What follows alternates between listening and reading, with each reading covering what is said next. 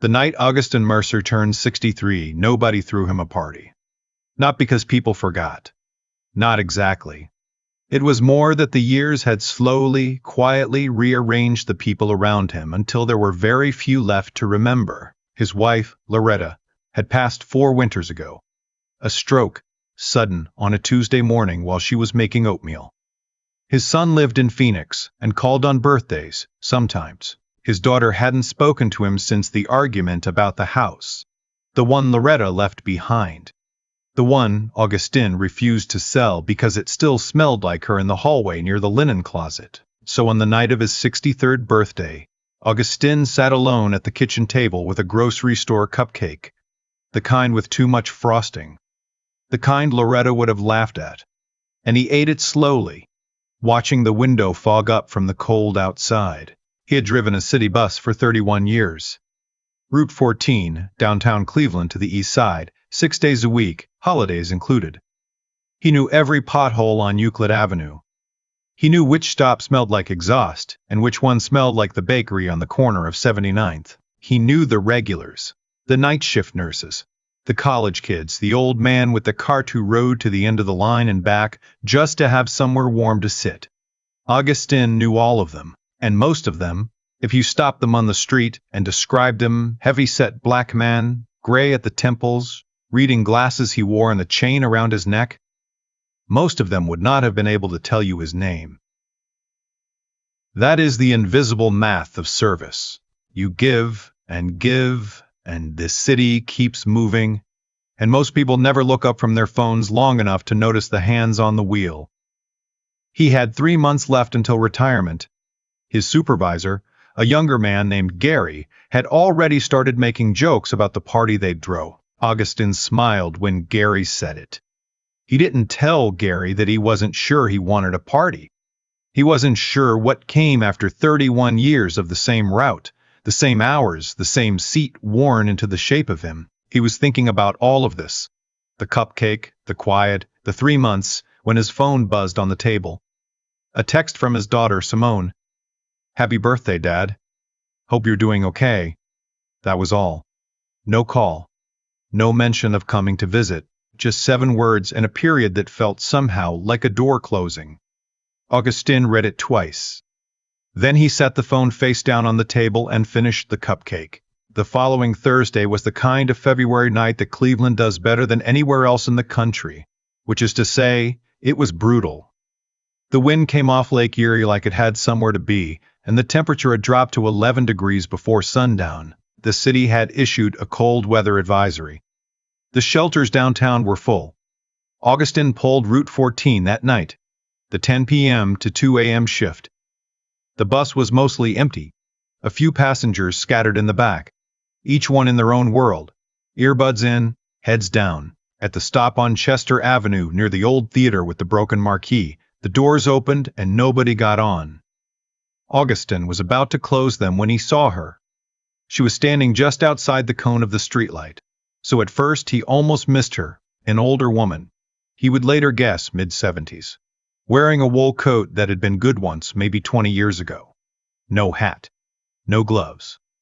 She had her arms wrapped around herself, and she was standing very still in a way that didn't look like stillness so much as exhaustion, like she had stopped moving because her body had made a decision without asking her. Augustin leaned forward. "Ma'am?" She didn't respond. He tried again, louder. "Ma'am? You need to get somewhere tonight?" Slowly, she turned toward the bus. In the wash of the headlights, he could see her face. Pale, older than he'd first thought. Eyes slightly unfocused. She was shivering so hard he could see it from his seat. He put the bus in park. This was not procedure. Procedure was to wait 30 seconds at each stop and then move on. Procedure was to stay in your seat. Keep the schedule. Don't create delays. Augustin had followed procedure for 31 years. He got up anyway. He walked down the steps and crossed to where she was standing. Up close, he could see that her lips had gone slightly blue at the corners. Her shoes, low heels, completely wrong for February, had soaked through. She was wearing earrings, small pearl ones. The kind you put on in the morning when you still think the day is going to be ordinary. Let's get you inside, Augustin said. She looked at him. Something passed across her face. Not fear exactly. More like confusion. Like she was trying to remember how she had gotten here. I was waiting for my son, she said. Her voice was thin, like paper held up to light. He was supposed to come. He can find you somewhere warm, Augustin said. Come on. He took off his transit authority jacket. The one with his name on the chest. The one he'd worn so long the cuffs had started to fray, and put it around her shoulders. Then he helped her onto the bus. The passengers in the back didn't look up. He got her into the front seat, the one nearest the heater. He turned the heat up as high as it went, which was against regulation because it drained the engine. And he did not care even slightly. He called dispatch to tell them he was running behind and why, and Gary, who was on the overnight line, said, Augie, you can't just. And Augustine said, I know, and then didn't say anything else. He found a granola bar in his bag, the kind he kept for long shifts, and handed it to her. She took it with both hands, the way a child holds something. What's your name? He asked. Eleanor, she said. Then she shook her head slightly, as if correcting herself. Vivian. Vivian Ashworth. He would remember that pause later. The way she'd almost said a different name. He didn't know what it meant at the time. He just filed it away, the way you file away small things that feel heavier than they look. I'm Augustin, he said. I'm going to take you somewhere you can get warm. Do you have anyone I can call? She gave him a number. He called it. It rang 8 times and went to voicemail. He tried again. Voicemail. The bus sat at the curb, engine running, heat blasting. After a few minutes, Vivian's shivering began to slow. Color came back into her face, starting at the cheeks, like a photograph developing. I didn't think it was this cold, she said after a while. It snuck up on us, Augustin said, which was a generous way to describe 11 degrees. I've lived here 50 years, she said. You'd think I'd know better. 50 years and you still don't own a hat. She looked at him for a moment. Then, quietly, unexpectedly, she laughed. It was a real laugh, not polite. The kind that comes from somewhere deeper than manners. My husband used to say the same thing, she said. The laugh faded. Every winter. Same fight. He was right, Augustin said. He usually was. She pulled his jacket tighter around her shoulders. He passed 2 years ago. I'm sorry, my wife, 4 years back. She looked at him. Then you know. I do. They sat with that for a moment, 2 old people in a parked bus on a frozen street, holding the weight of the people they'd lost. Outside, the wind moved through the empty intersection. Nobody passed. The city was quiet in the way it only gets after midnight, when the noise finally exhales and you can almost hear what the place sounds like underneath all the living. Augustin eventually drove her to the Cleveland Clinic emergency entrance. Not because she agreed to go, exactly, but because he told her he wasn't comfortable dropping her anywhere else given the temperature, and she was too tired to argue. He walked her inside himself. He made sure someone at the desk took her name. He waited until a nurse came out and took her by the arm before he went back to the bus. He was 40 minutes behind schedule. He finished his shift, filed his incident report, and drove home in his own car through streets that had gone completely still. He did not think about it as a good deed. He thought about it as the only sensible thing to do. The next morning, his phone rang at 7:43. He was still in bed. He didn't recognize the number. Mr. Mercer, a man's voice. Measured, careful. The kind of voice that spent a lot of time on the phone with important people. This is him, Augustin said. My name is Thomas Weldode. I'm calling on behalf of Mr. Nathan Ashworth. I believe you helped his mother last evening. Augustin sat up. She okay? She's going to be fine. Mild hypothermia, but she responded well to treatment. She's been discharged. A pause. Mr. Ashworth would like to meet with you if you're available. Today, if possible. Augustin almost said that's not necessary. The words were right there, the way they always were. The reflex to make yourself smaller. To say, don't worry about it. Anyone would have done it. Except anyone hadn't done it. He had driven that route for 31 years, and he knew with some certainty that not everyone would have gotten off that bus. All right, he said. Where? The address Thomas Weld gave him was in Hunting Valley, a suburb east of Cleveland where the houses sat back from the road behind long driveways and iron gates and the kind of trees that look like they've been there since before the state was a state. Augustin drove his 2009 Civic into that neighborhood feeling the particular discomfort of being very visibly out of place, and then decided he was too old to be self-conscious about it. He'd been driving through this city his entire life. He had as much right to any street in it as anyone else. He pulled up to a gate, gave his name to an intercom, and waited. The gate opened. The house at the end of the driveway was large in the way that stops feeling like a home and starts feeling like an institution. Stone facade, tall windows, a front entrance flanked by columns that were either original or an extremely good copy. A man was waiting on the front steps. He was maybe 50, Augustin guessed. Silver at the temples. Wearing a coat that cost more than Augustin's car. But his eyes, when Augustin got close enough to see them, were red at the edges. A man who had spent part of the night frightened and was only now beginning to let the fear go. Mr. Mercer. He extended his hand. Nathan Ashworth. Augustin, he said, taking it. Please, come inside. The inside of the house was the kind of place that made you careful about where you put your hands. But Nathan didn't take him to any formal room. He led him through a long hallway and into a kitchen, a real kitchen, with a coffee maker and a fruit bowl and morning light coming in through the window. And he poured 2 cups of coffee without asking, and set one in front of Augustin, and sat down across from him like they were going to have an ordinary conversation. She told me about you, Nathan said. She told me about the jacket. Augustin looked down at his coffee. She had it with her when they brought her in. Wouldn't give it up. Nathan smiled slightly. The nurses had to convince her. She was cold. She was. Nathan stopped. Looked at his cup. Started again. She gets confused sometimes. Wanders. We've been trying to manage it, but she's stubborn and she doesn't always tell us when she's going out. His jaw tightened. Last night I was in a dinner meeting. My phone was on silent. I didn't see her texts until after 10. By the time He stopped again. Augustin waited. If you hadn't stopped, Nathan said quietly. I don't know what the night looks like. She would have found shelter somewhere. Nathan looked at him. Mr. Mercer.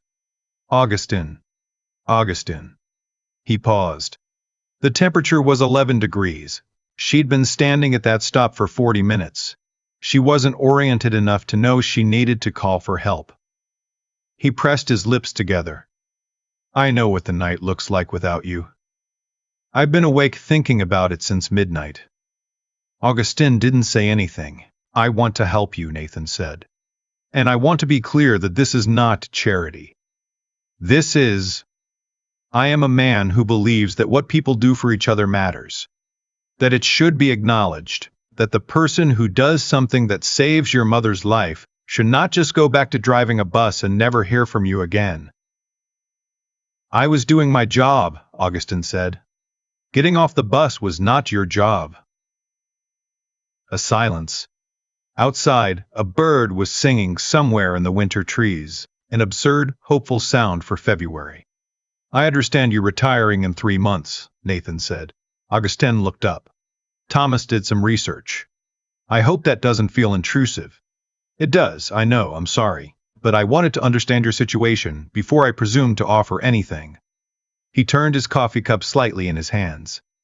I have a position I've been trying to fill. It's a community liaison role for the Ashworth Foundation. We do a lot of work in the neighborhoods along the East Side Corridor, transit-adjacent communities, seniors and families who rely on public services. I need someone who actually knows those communities, who has spent time in them, not someone who went to school and wrote papers about them. He met Augustin's eyes. 31 years on Route 14 qualifies you more than any degree I've ever seen. Augustin was quiet for a long moment. What does it pay? Nathan told him. It was more than twice what he made driving the bus, with full benefits. A pension that would compound what he already had, and flexible hours. Because Nathan said flatly, I want someone in the role because they care about it, not because they're watching the clock. Augustin looked out the window. The winter light was thin and pale, the kind that doesn't commit to anything. But beyond the trees, he could just make out the shape of the city. The distant downtown skyline, the water tower, the web of roads that he had driven 10,000 times. I need to think about it, he said. Of course.